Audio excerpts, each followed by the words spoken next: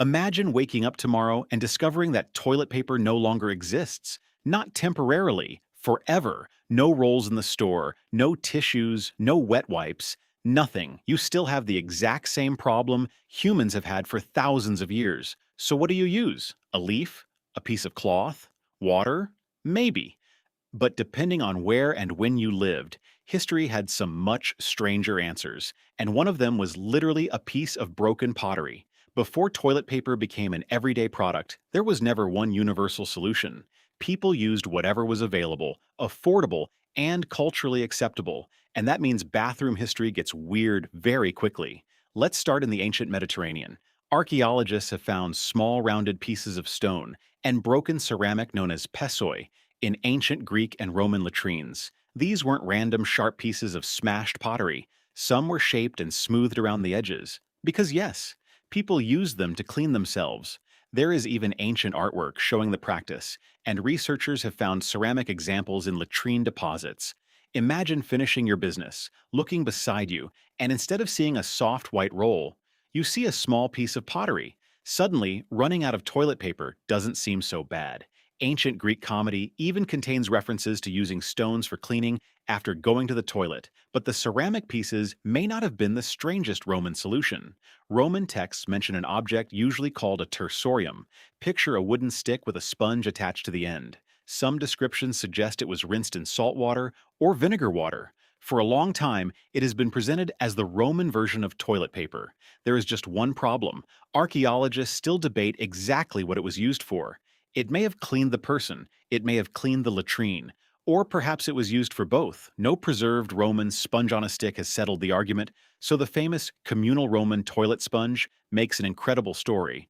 But the honest answer is that we still don't know exactly how every tersorium was used. The next discovery is much harder to argue with.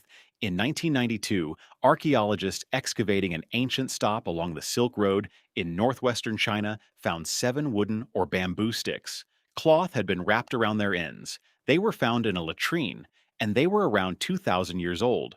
Researchers later examined material preserved on the cloth. They found human fecal matter and eggs from intestinal parasites. These were hygiene sticks, actual ancient bathroom tools that survived for roughly 2 millennia, so someone traveling the Silk Road could have carried goods, crossed enormous distances, stopped at a latrine, and reached for a cloth-covered stick.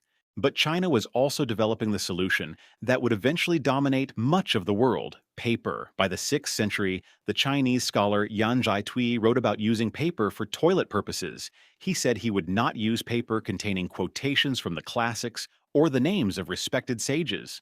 That tells us something important. Using paper itself was not shocking. The concern was which paper was appropriate to use, and China did not stop there. By 1393, records show toilet paper being produced for the Chinese imperial household, so centuries before toilet paper became common in the West, China was already deliberately manufacturing it. Elsewhere, people adapted to whatever was available. Water remained an important cleaning method in many parts of the world, and where purpose-made paper was unavailable, people reused other materials. By the 19th century in the United States, that could include old newspapers. It could include pages from mail-order catalogs. And yes, corn cobs. Imagine reading a catalog, ordering something from it, and later giving those pages a completely different second job. Paper existed, of course, but paper was useful. You could write on it, print on it, wrap things in it.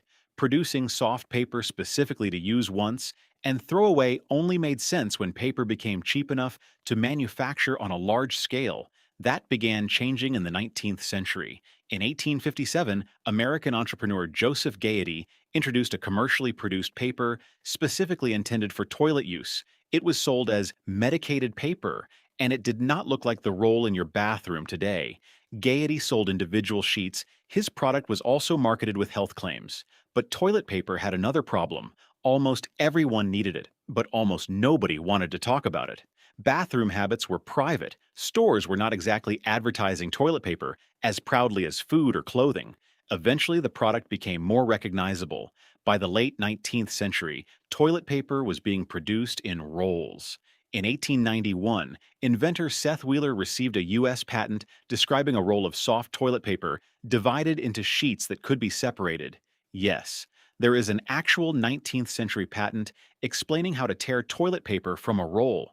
Humanity had spent thousands of years using water, stones, ceramic fragments, sticks, cloth, old paper, and other available materials, and eventually someone engineered the perforation. As cheap paper, manufacturing, indoor plumbing, and modern sanitation became more widespread, toilet paper became an ordinary household product in places such as the United States.